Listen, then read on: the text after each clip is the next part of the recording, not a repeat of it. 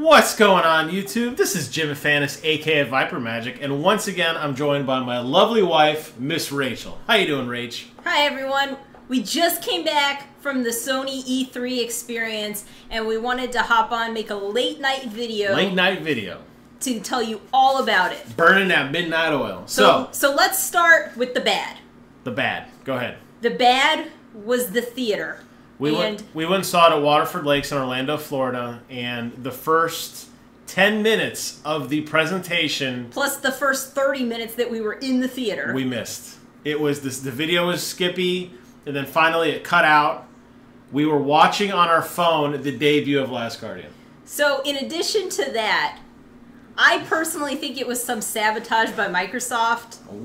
Because if you looked, we cut back to Windows and it said we have a Microsoft error. Curse you, Microsoft! We're trying to watch Sony! It did pop up. Anyway, so some of the loot that we got. We got this really cool Greatness Waits poster of Uncharted 4.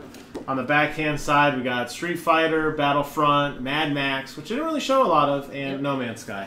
I don't want to jump around too much. That's the loot we got. Well, we also got a lanyard. The official Sony VIP badge on the backhand side. I will cover it up. We got a code. This code gives you $5 off on the store, some beta, a new skin for Batman. Yep. And obviously the lanyard. Can't beat that. In addition, we got this awesome Battlefront sticker. Ooh. And a 7-day free trial for PlayStation Plus, which won't even get you involved in any game. But it's still 7 free days. So we'll use that right as the end of our other one before the new one comes on.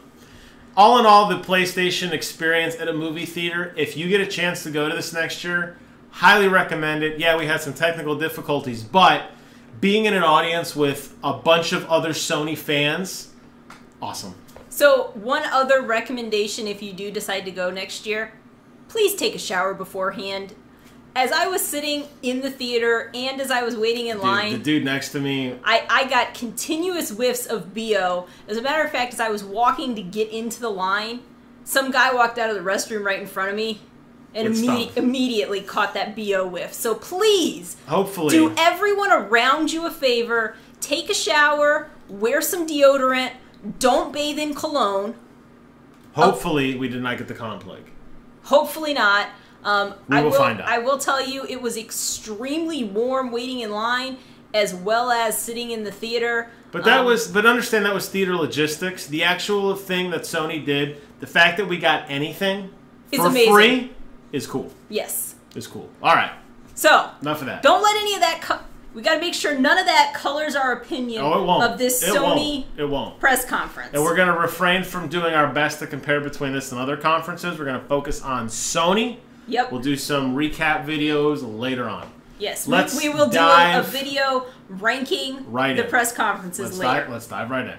All right. Last Guardian. Last Guardian. So, started off, pulled out the phone, super psyched, even though the video that I was watching didn't matter.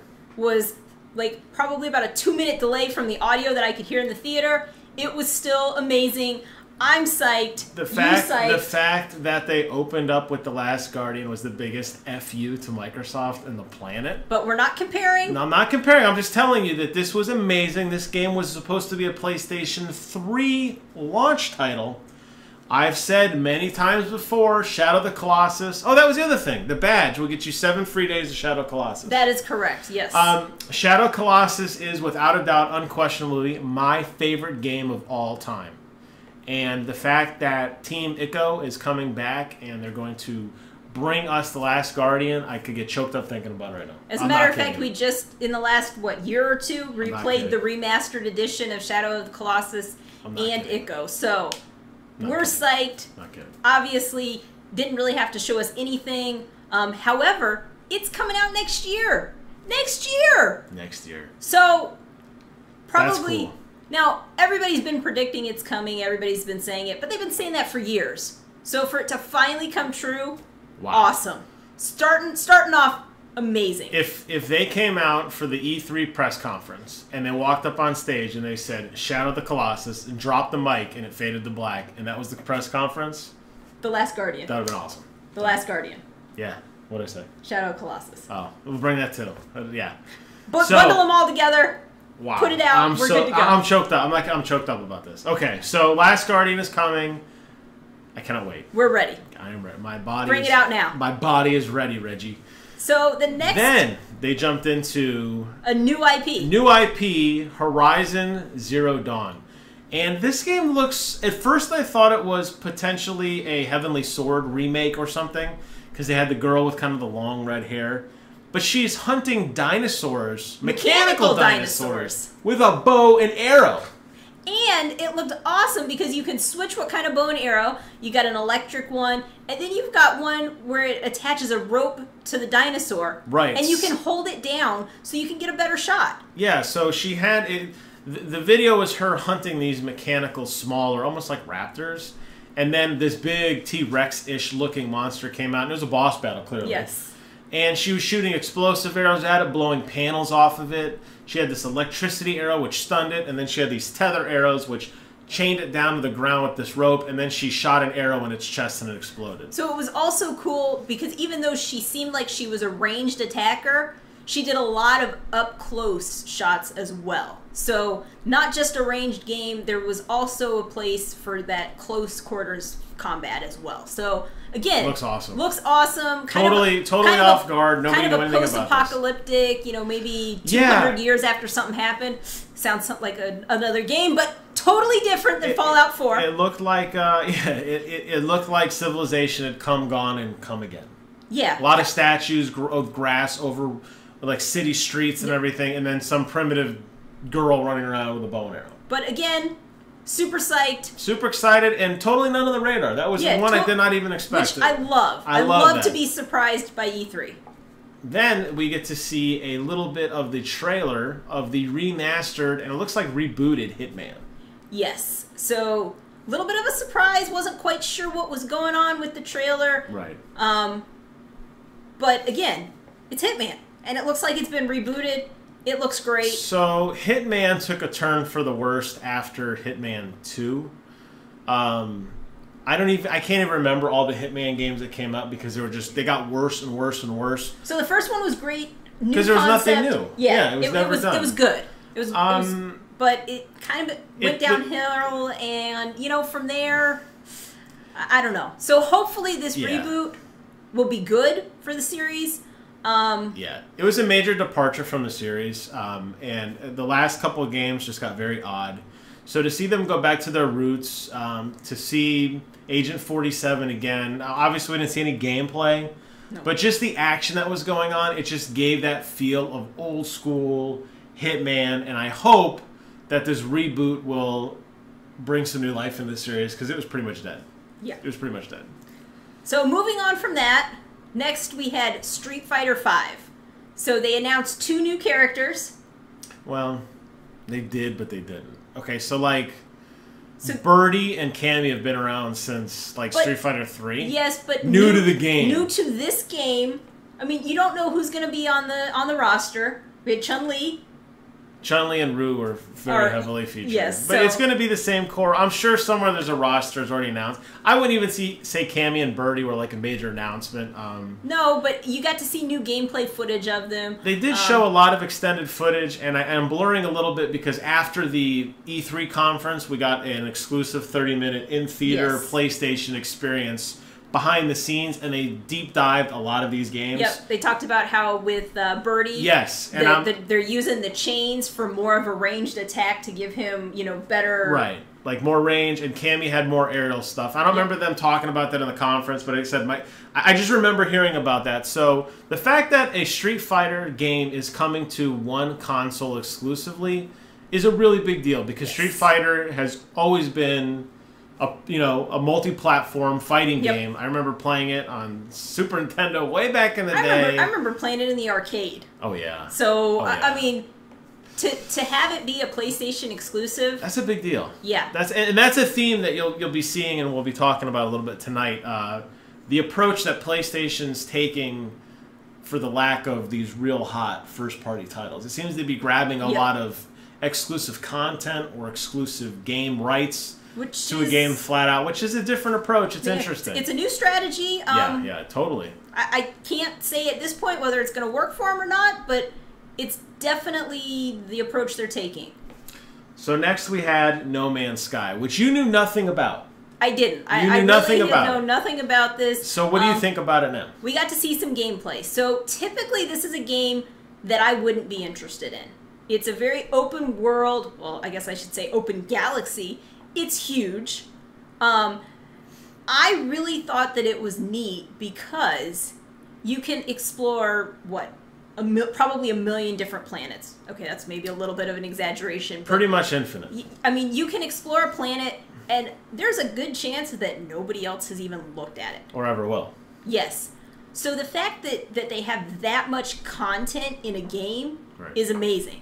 The fact that you can scan and upload what you've scanned is also really cool. The fact that you could go and see a battle, a civil war happening on a planet, and pick a side, or not pick a side. Just fly right by. Is pretty cool. And the fact that you don't have to do it makes it even better. So you really have all the control. So based on what I saw, I would pick this game up and play it. Generally not something that I would look into because it's not really my style, but it just looked so amazingly different. Yeah, this is definitely a very unique game. I mean, he did talk about that there was going to be an economy in the game. You saw when he landed on the planet and uploaded his information, he got some sort of credits or something. Kind of currency. You could probably buy different ships or guns or outfits or something. Looks like it's not totally fleshed out yet. Not surprising, we didn't get a release date on it. It's been in development for a while. I still think it will be in development for a while, and I'm okay with that. But you know what? Take your time. Do it right. Do it right. Bring out a good product. You know, the hype train is running wild on this one. And they've been kind of mum on whether or not it's a PlayStation exclusive. My best guess is it's going to be a timed exclusive, similar to like Tomb Raider. Yeah, the Rise of the Tomb Raider. We don't know yet. They're definitely partnering heavily with Sony. Sony's definitely investing some serious money and development dollars into this game, which makes me think that it may be an exclusive. But we got to see the gameplay of it. It looked really good. Yes, this is another second E3 in a row, different content altogether. He went to a totally new planet, something, Never been there before. It showed on there that new discovery. So cool. Really cool. It was cool. Very unscripted, very cool. He's just like, hey, there's nothing here, and then suddenly things are there. Yep. He's like, oh wow, E3 fish. I mean, when he said the E3 fish, it reminded me of the Call of Duty game where they're like, the fish swim away from you when you go in the water. However, there were no dogs, so no realistic dogs, just your ship, your gun, and the fact that all the planets were destructible too. He was shooting his gun and like harvesting like rocks or something. So there's also alien life form on some. There weren't on the planet that he explored. However, there was some kind of sentinel type. These like robotic sentinels that like chase them, that guards the planet from, invaders, aka you. But again, awesome. Can't wait. Ready to check it out. Okay, then we moved on to Media Molecule's Dreams. Now, Media Molecule has always made some weird games. Yeah. And this one was pretty damn weird. It was definitely out there. They talked about how they wanted to take that kind of almost randomness of the dream world that you experience and put it into a game.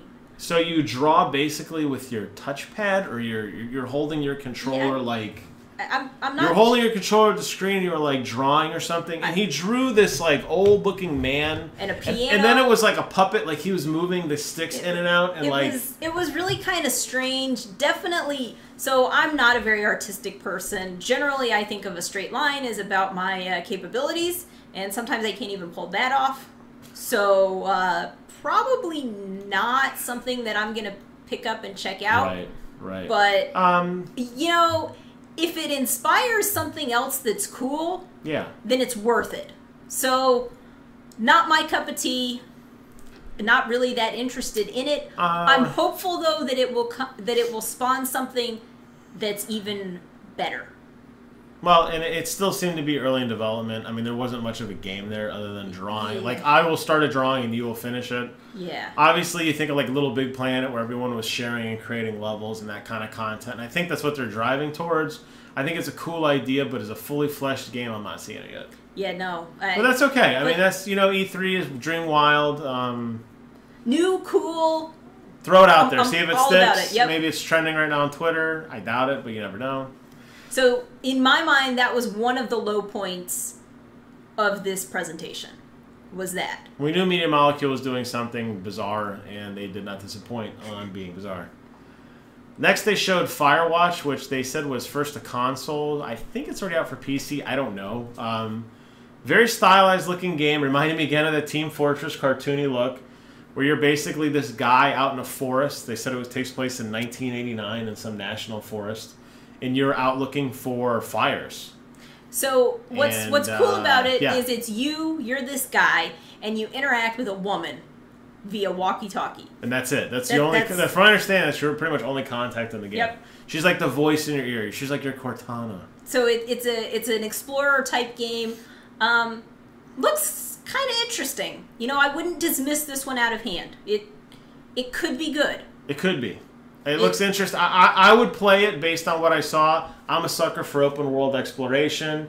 It seemed there was some witty banner. There was also a mystery of he went to go check out some broken communication line, and somebody was in his tower, and it was and like. Then he found some foul play. Is this something that I need day one? Probably not. Maybe. Who knows? Is it something that I definitely want to get around to playing and checking out? Absolutely. So as far as we know, obviously we don't know the depth of this game. This could be just like a download, like a $20 download game. It could be like it could be over like 3 hours. The open world might be like very small. Yep. We don't know. We don't know. Might push you in directions to check stuff out. I'm not sure. It caught my attention though, and the fact that they showed it on E3 shows that they have on their stage shows that they have some confidence. And yes. It looked like a polished game. It looked like it was a lot of fun. It looked pretty good. Definitely very stylized. Definitely something I'll be checking out. No surprise that Destiny continued their partnership with Sony after we did not see them at the Microsoft conference. The Taken King, which we knew was DLC. The name was trademarked and leaked. We knew that was coming. Just as we thought, it's going to be Oryx, which is Crota's father. He's starting up this army to come take out the Guardians. PlayStation exclusive. You're going to get a new strike. You're going to get new maps. You're going to get new guns. I'm assuming it's the same deal that they have now, where it's 1 year free, or 1 year before Xbox owners get it. So the definitive experience remains on PlayStation. So you're also getting the new supers? Yes, the Titan's getting the Flame Hammer, which looks amazing. Finally, a third-person Titan thing besides the striker attack. You run around. The Hunter was getting some sort of like a bow, like this mythic-looking bow. And the Warlock was getting some kind of like electricity that shot out of his chest. And it does fill out, just as we speculated, it fills out the gaps. So as a Defender Titan who doesn't have solar damage, I will now have solar damage. I am the complete set. This is coming out in September of this year. Can't wait. However, you know what I would have liked to have seen for Destiny that I didn't see? A story? No. Agreed.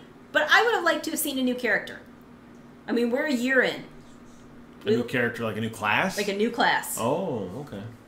I mean, they are an MMO. They are an MMO. You ready for that expansion? I'm ready for that expansion. So quit sending me DLC that should have come out. Quit sending me DLC that should have come out with the game, and give me a real expansion. But in a sense, getting a new subclass is like an expansion. It's new abilities. And if you buy that, no, it's like new ability. It's a whole new thing. It's like getting a new skill tree. But it's not new.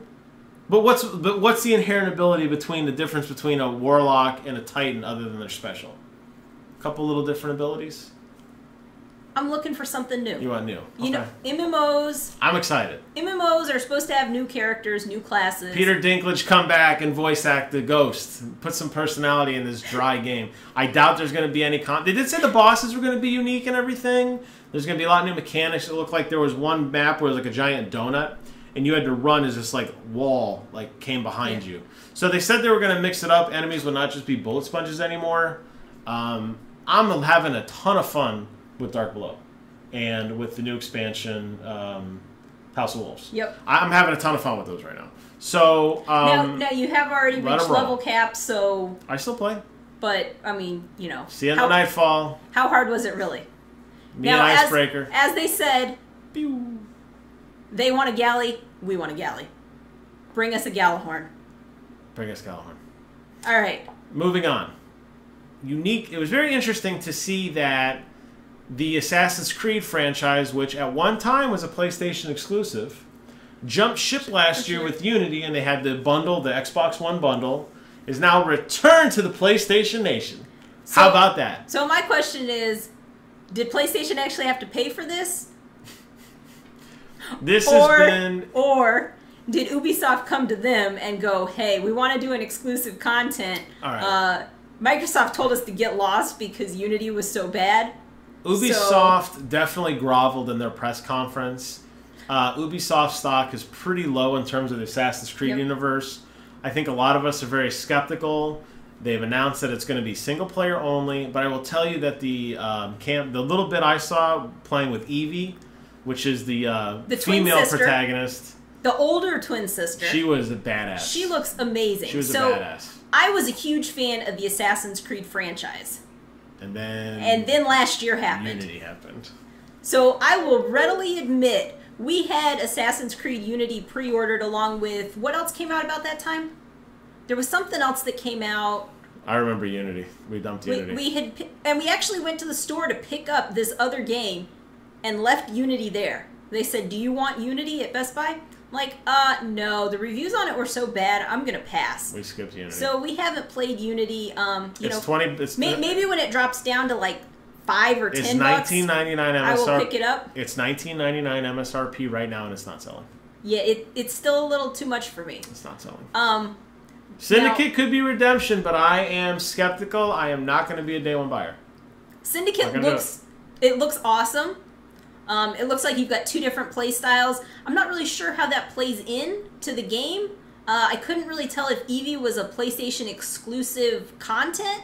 No, the PlayStation exclusive content they said was a series of missions. Okay. There were like 5 missions called some kind of mystery. Oh, the mystery missions based off of a Victorian, a famous Victorian mystery.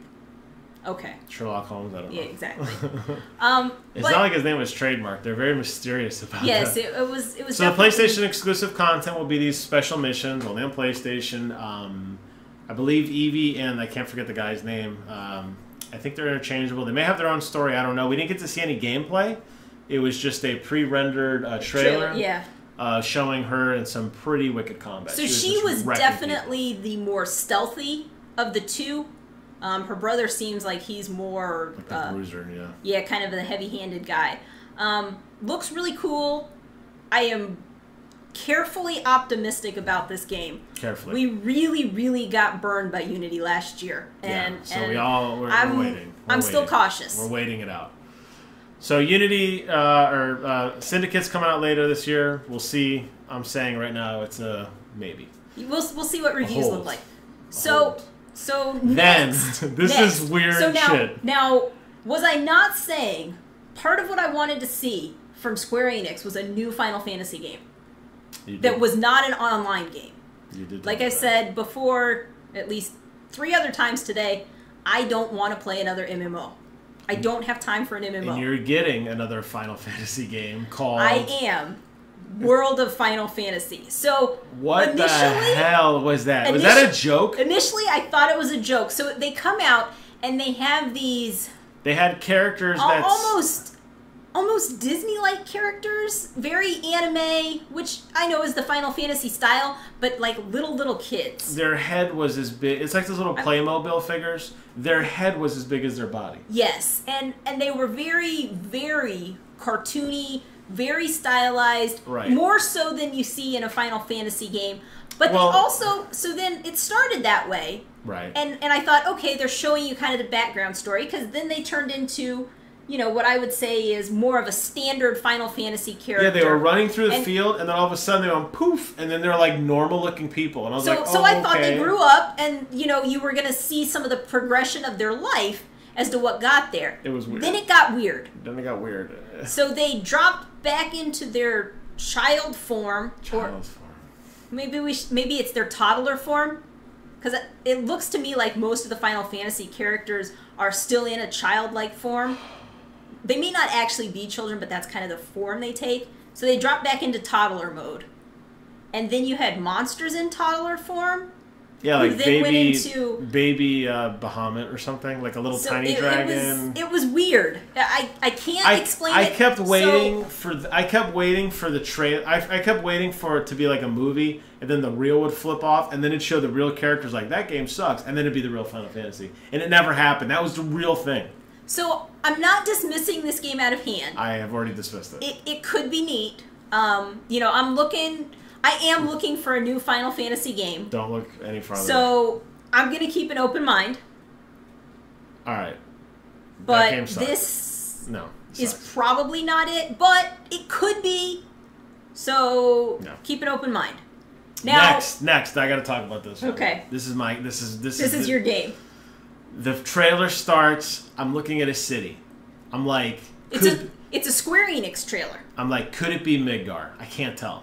Then I see a rose, and I'm like, is that Aeris Rose? Aeris. Could it be Aeris? Then I see Barrett's chain gun. Then I see the Buster Sword. Then I lose my shit. They are remaking Final Fantasy VII. It looks insane, completely redone. It looks completely. Oh my god! It looks completely different than any Final Fantasy game before. Oh my god! So you were not the only one who lost it in the theater. Everyone was going bananas. We didn't know when we saw Barrett's hand. We all knew. I turned to you and I go, "That's Barrett." And so because of that, we missed quite a bit of the actual details. Who cares? Because you couldn't hear anything in the theater. The theater people were screaming. Rioting. People were going crazy. They were throwing their babies. It was amazing. People were saying, "Take my money now." People were throwing money at the screen. So throwing money. This is awesome. Maybe this will satisfy my Final Fantasy itch. You've never played 7. I know. So 7, the reason 7 is in our hearts, it was for most people. It was the first mature game we'd ever played. Don't get choked up there, sweetie. It's okay. It was the first mature game we ever played. There was cussing, there were character deaths, there were betrayals. And now you understand why, as a child, I wasn't allowed to play this game. It was very intense. There was decision trees, and it was great. And the fact that they made this half-assed remake where they brought the PC version to consoles, but this is a complete remake, brand new game. So this is awesome. We all know how it ends. I won't spoil it because she hasn't played it yet. But you are going to get to play. You're going to get to meet Sephiroth for the first time. You're going to get to meet Yuffie. You're going to meet Barrett, Ketchi, the Gold Saucer. I'm very excited. This game is very awesome. Excited. This will definitely be a day one purchase for us. I'm stoked. So buy it. Buy it. And this wasn't something we saw coming. I did not see Now, people have asked for this. We begged. And Sony has acknowledged their fans. I have filled out many an online petition. All right. So that was cool. Then they did this weird Devolver Digital, this 4-pack. Ronin, Eder, Mother Russia Bleeds, Crossing Souls. They're all these stylized bit games I don't even care about. I have nothing to say about this. But if you have anything to say, I'll let you go. No, not my... again, not something I was really interested in. It's nice to see that there's some new-ish things if I want to check them out. But again, I won't be rushing out to get these. If they show up on the PlayStation Plus as a free game, I'll probably check them out. Otherwise, meh. Then Sony did this weird thing. They brought out the Kickstarter reveal for Shenmue 3. Yep. Now, I know you haven't played Shenmue. No. I played it on Dreamcast. It was like 12 discs. It was insane. It's like it's insane the amount of CDs this game was. A lot of fun. It's just a fun game. I'll just leave it at that. It'd be too long to explain it. But they never really finished it because it was kind of a Sony IP. Sega IP. Sega went under with the Dreamcast. Right. So went Shenmue. Why would Sony not just flat out buy this? Just buy it. I didn't get that. I don't understand why they don't just buy the rights to that game. I mean, okay, so by pulling the Kickstarter up into their E3 press conference... It probably blew up. I mean, didn't they basically buy it without actually spending their own money? I wondered about that, but it's not a console exclusive, as far as I could tell. It's basically like, hey, there's a really cool game, but we're too cheap to spend money on. You know what they should have said? We own it. It's coming.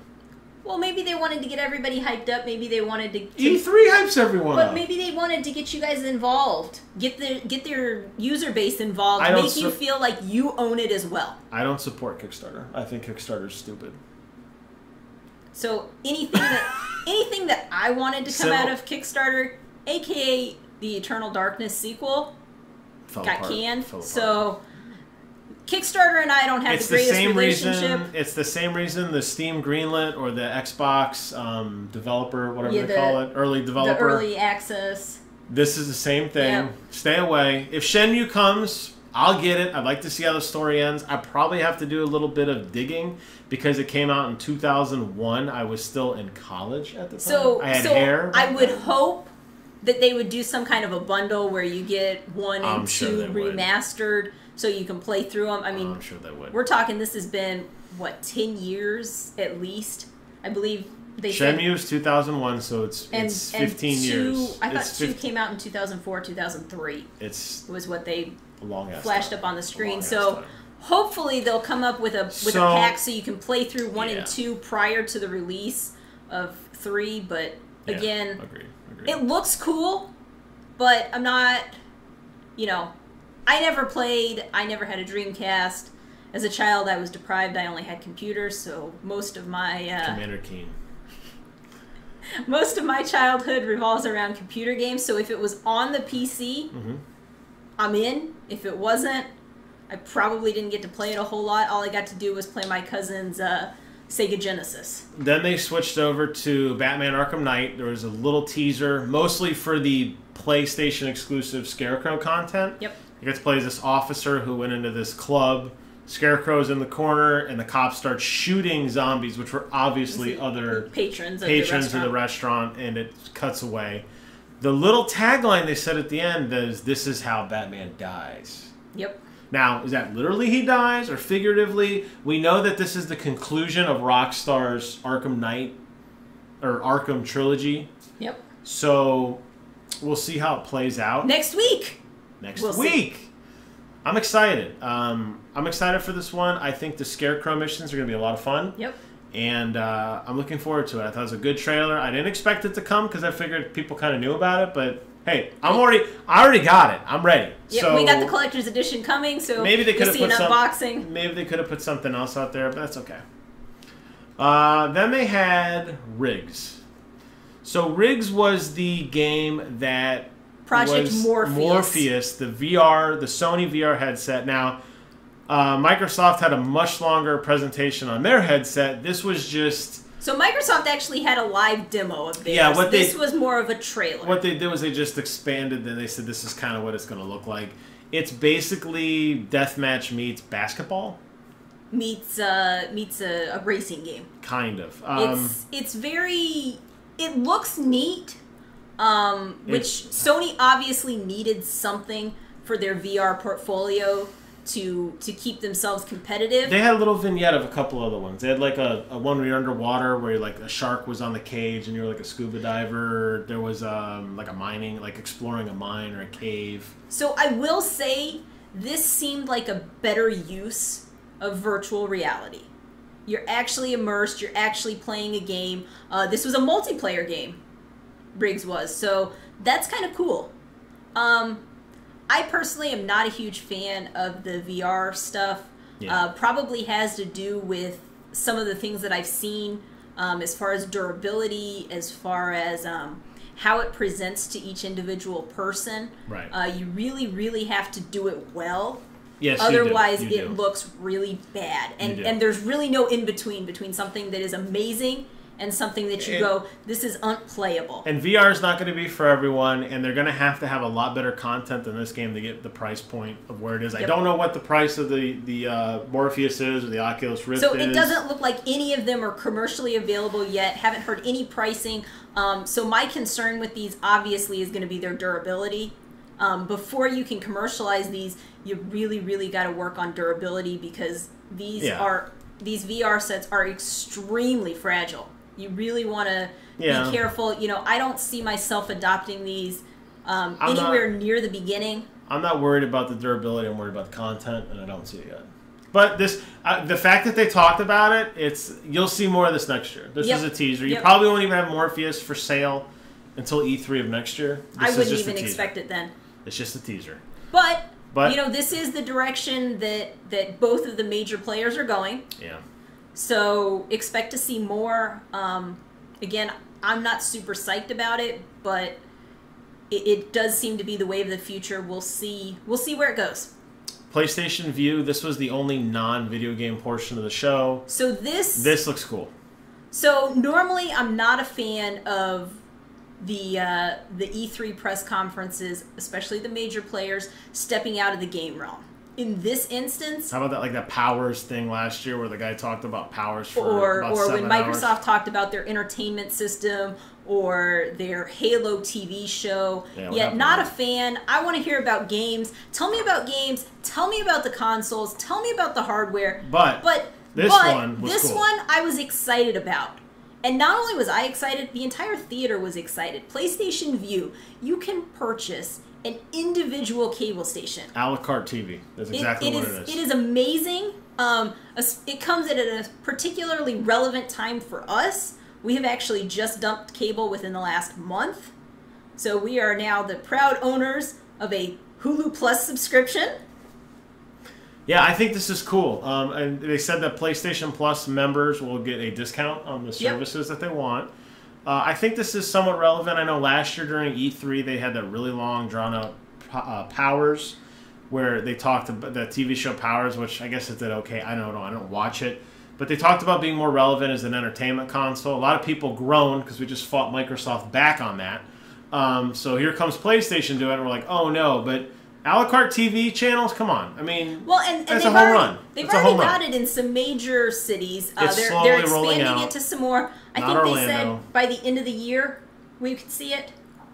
I think that was what they left it at. It's still being developed right now. It's working its way through. I'm excited. I think this is an awesome step. Oh yeah. You know, Bright House, suck it. That's about all I got to say. Then craziness occurs. When we were watching the Microsoft press conference, no mention of Call of Duty. Nothing. Then Treyarch comes out, and they announce Call of Duty Black Ops 3 finally coming to PlayStation first, new maps first, new content first. Then they showed a live demo of both the single player and then a vignette of the multiplayer. What did you think? So, I personally am not a huge fan of the Call of Duty franchise. It's a shame. It's a great series. I take so much grief about it in my professional life that it has no place in my personal life. So, not a fan of the franchise. However, I was excited to see it for PlayStation. It shows that Sony is taking a different step than Microsoft, which I like to see. I will admit that some of the gameplay in the multiplayer looked amazing. I liked the fireflies that they used to kind of swarm enemies. Yeah, so this one is very similar to what the previous Call of Duty, what can I think of the name? Advanced Warfare. Very similar to what they did. It takes place in the future, so tech has evolved. 2065. The people had these gloves that had different abilities. Like you could shoot fireflies out that would incapacitate an enemy. They had one that you would like make an enemy puke or make them start on fire or so different. I saw a lot of. It almost was like magic. Almost. I saw a lot of aerial combat. It seemed very different from a multiplayer. Yes. Than I'm used to from a Call of Duty game. Wall running. Stolen from Titanfall, no doubt. So it had some Titanfall aspects. It had some Gears aspects. A lot of different things. A lot of different guns. Obviously, it looks fun. It looks cool. I'll get it. I'm not a Call of Duty. I'll buy it. Fan. I'll buy it. I don't care. I'll buy it. I'm gonna love it. It's gonna be fun. 60 frames a second. Coming to PlayStation first. What I need the Call of Duty franchise to do for me is come up with something new. Come up with something different. It's a new game every year. It's the same game every year. No, this one was different because you can pick your loadout before the mission. Oh! That is a huge difference. That's exactly what I'm looking for. It is, and it lends itself to make you think that some missions can be played differently depending on the arsenal you have. No, so I need a total something totally different, something totally new. The multiplayer game did look like it was getting there, so I may pick this up and check it out briefly. But you'll pick it up, buddy. No, you'll pick it up. Oh, you'll pick it up. So right now I'm thinking, whoa, hype train. I'm on board. We're all getting Sony tats as we speak. Sony has done everything that they needed to do in this press conference. It is all about the games. And then disaster. And then this happens. So the Star Wars music hits. What do you think? Automatically, Battlefront. Okay, so I've already seen it twice, but what else? What else you got? Show me some more. Show me more Battlefront. I'm in. I'm in. I'm ready. Let's do this. Let's go. Give me the PlayStation exclusive Battlefront content. And then I see Disney Infinity characters from Star Wars. So the dude who speaks comes out. He knew he was pissing on a forest fire. But my God, he just went at it. His enthusiasm and engagement was just off the charts. He's like, you want Boba Fett? We got Boba Fett. We got Luke Skywalker. We got Han Solo. We got this guy, that guy. So and PlayStation exclusive character. You're going to get a bundle of figures before anyone else.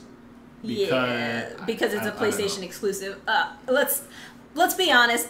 I lost interest. If it ain't Amiibo, we don't care. As soon as I saw what it was, I was like, oh. So now I can't knock them too hard. This obviously appeals to the younger generation. Who's not up at 11 o'clock watching this.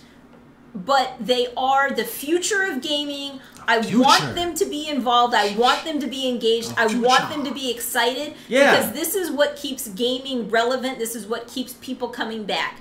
So they are expanding the Disney Infinity franchise, which is cool. No one cared. I'm just not interested in it. No one cared. So they lost everyone. This was definitely the low point of this conference. Yeah, it was tough.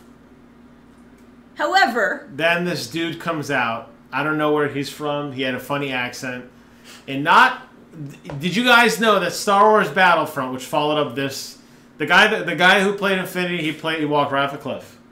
And everyone's like, Then this dude comes out and he's like, let's talk Battlefront. And everyone's like, Battlefront! Woo! People throwing their babies at the screen. And then he says, Luke Skywalker. Yes. Luke Skywalker is coming. We're like, who? So when I play Star Wars Battlefront, I'm going to be Luke Skywalker. I am going to be Luke Skywalker. We should all be Luke Skywalker. Luke Skywalker should be a meme. Yes. A derpy, Luke Skywalker. But they showed more... That's what they should have named the Disney Infinity character. Luke Skywalker. Luke Skywalker. But they showed more Battlefront gameplay on the PlayStation 4. Different than what we had seen previously. Gorgeous. Looked amazing. So, again... And they showed a different mode. They showed a kind of defense mode where you had to survive wave after wave of progressively harder Imperial stormtroopers. Almost like a Horde mode, if you will. The old Horde mode. Again, this is a game that sells itself. We got it. I don't need to see more about it. I'm getting it. But why not? I would have preferred to have seen something else. So I knew when I got this that they were going to talk about it. However, and the fact that it's on the poster and exclusive content. Nobody has exclusive content. Why? I don't know. That's a home run. It doesn't... That's a check that's waiting to be written by somebody. Maybe the check's too high. No. Give us a free...